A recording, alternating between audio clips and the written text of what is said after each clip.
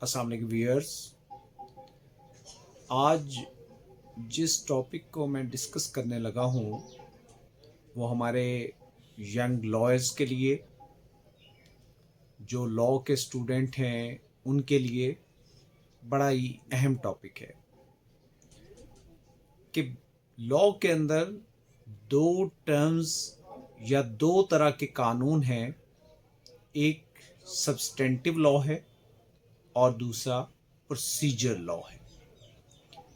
अब बात यह है कि इस प्रैक्टिस के अंदर और लॉ के अंदर लॉ को जानते हुए स्टूडेंट्स को या यंग लॉयर्स को ये पता होना चाहिए कि कौन सा लॉ सब्सटेंटिव लॉ कहलाता है और कौन सा लॉ प्रोसीजर लॉ कहलाता है।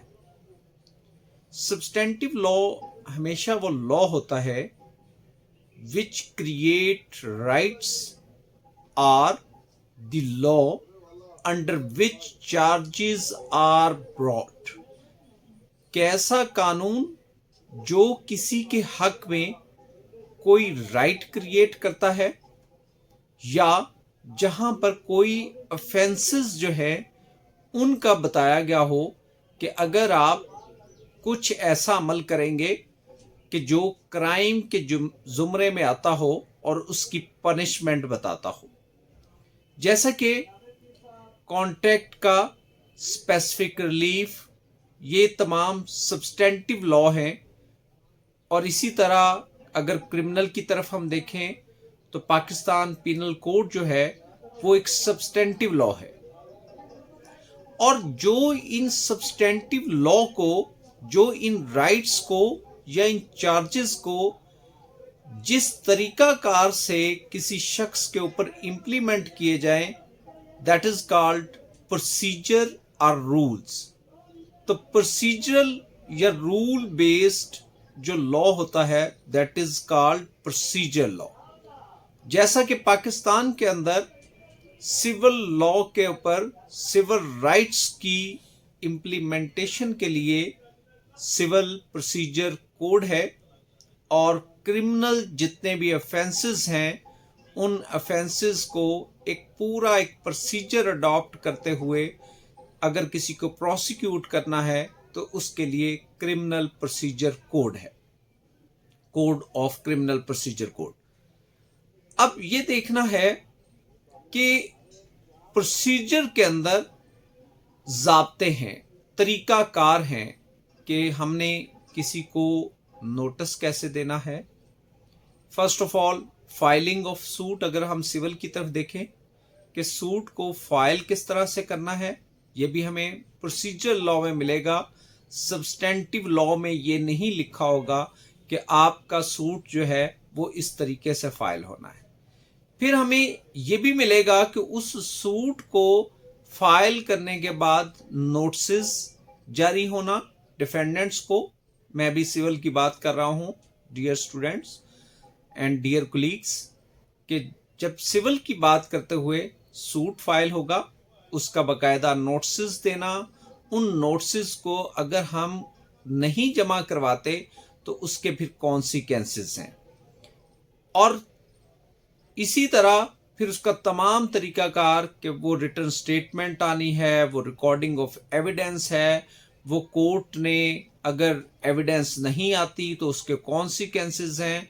ये तमाम चीज़ें हमें प्रोसीजर के अंदर 1 to 1 बताई जाती हैं। इसी तरह अगर हम क्रिमिनल के अंदर बात कर लें तो क्रिमिनल के अंदर सबसे पहली बात कंप्लेंट और FIR, जहाँ से कोई भी जो इनिशिएटिव होता है प्रोसीडिंग का वो या तो आपकी FIR लॉन्च हुई होगी या प्राइवेट कंप्लेंट फाइल हुई होगी।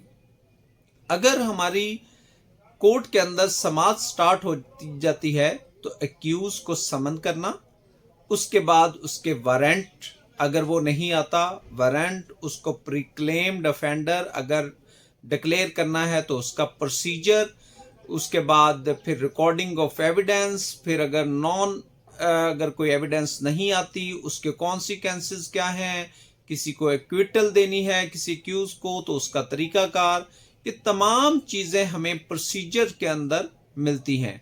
तो हमेशा ये बात ज़हन नशीन रखें कि सब्सटेंटिव लॉ जो है वो एक राइट क्रिएट करता है और उसके जो कॉन्सिक्वेंसेस के तौर पर, जैसे अगर ब्रीच ऑफ राइट है, आपने किसी के साथ कॉन्ट्रैक्ट किया, तो कॉन्ट्रैक्ट की अगर वायलेशन करते हैं तो कोर्ट उसको प्रोसीजर लॉ के तहत चलाते हुए उस दावे के अंदर उस दूसरी पार्टी को बाउंड डाउन कर सकती है कि आपने अपने इस कॉन्ट्रैक्ट की ब्रीच नहीं करनी, बल्कि इसको मनोअन तस्लीम करना है। अगर आप तस्लीम नहीं करते तो कोर्ट उसकी एग्जीक्यूशन करवाएगी, या कोर्ट आपको डैमेजेस जो है वो अवार्ड कर सकती है। अगर हम क्रिमिनल साइड पे देखें तो कोर्ट जो है वो आपने अगर क्राइम कमिट किया है तो उस क्राइम के ऊपर प्रोसीजर ज़ाब्ता अडॉप्ट करते हुए, एक प्रॉपर ज़ाब्ता अडॉप्ट करते हुए किसी को एक्विट कर सकती है